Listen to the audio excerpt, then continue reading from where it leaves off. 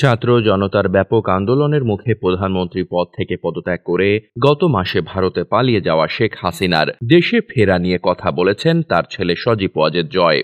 বুধবার যুক্তরাষ্ট্রের Washington DC থেকে ব্রিটিশ বার্তা সংস্থা রয়টার্সকে দেওয়া এক সাক্ষাৎকারে জয় বলেছেন, দেশে ফেরার বিষয়টা শেখ হাসিনার উপর নির্ভর করবে। এর আগে গত মাসে রয়টার্সকে দেওয়া এক সাক্ষাৎকারে সজীব ওয়াজেদ জয় দাবি করেছিলেন যে শেখ হাসিনা দেশে ফিরে বিচারের মুখোমুখি হবেন এবং পরবর্তী নির্বাচনে আওয়ামী লীগ অংশ নিতে চায়। বাংলাদেশের গণ আন্দোলনে হত্যাকাণ্ডের ঘটনায় শেখ হাসিনার বিচার দাবি করেছে শিক্ষার্থীরা।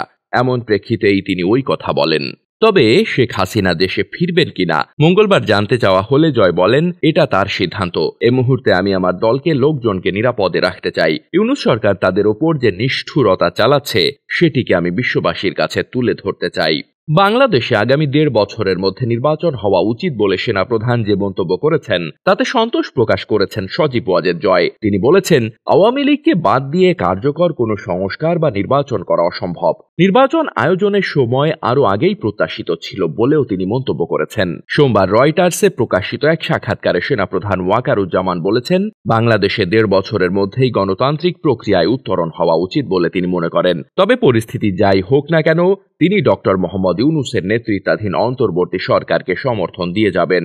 তার ওই বক্তব্যের প্রতিক্রিয়ায় মঙ্গলবার রয়টার্সকে দেওয়া সাক্ষাৎকারে সজীব ওয়াজেদ জয় বলেছেন, শেষ পর্যন্ত আমরা একটি সময়সীমা পেয়েছি, এতেই আমি খুশি। কিন্তু আমরা দেখতে পাচ্ছি একটি অসাংবিধানিক অনির্বাচিত সরকার দেশে নানা সংস্কারের কথা বলছে, যা পরিস্থিতিকে আরো খারাপ করে তুলবে। শেখ হাসিনা পালিয়ে যাওয়ার পর পুলিশ বাহিনী অকার্যকর হয়ে পড়লে সেনাবাহিনী গুরুত্বপূর্ণ ভূমিকা রাখতে শুরু করে। তবে সজীব ওয়াজেদ জয় বাংলাদেশের সেনা অভ্যুত্থানের অতীত কিছু উদাহরণও তুলে ধরেন। তিনি বলেছেন, দেশের সবচেয়ে পুরনো এবং বৃহত্তম রাজনৈতিক দলকে বাদ দিয়ে কোনো গ্রহণযোগ্য সংস্কার বা নির্বাচন করা অসম্ভব। তার ভাষায়, এটি অন্তর্বর্তী সরকারের উপর নির্ভর করছে যে তারা আওয়ামী লীগের সঙ্গে আলোচনা করবে নাকি তাদের মতো করে নির্বাচনের আয়োজন করবে।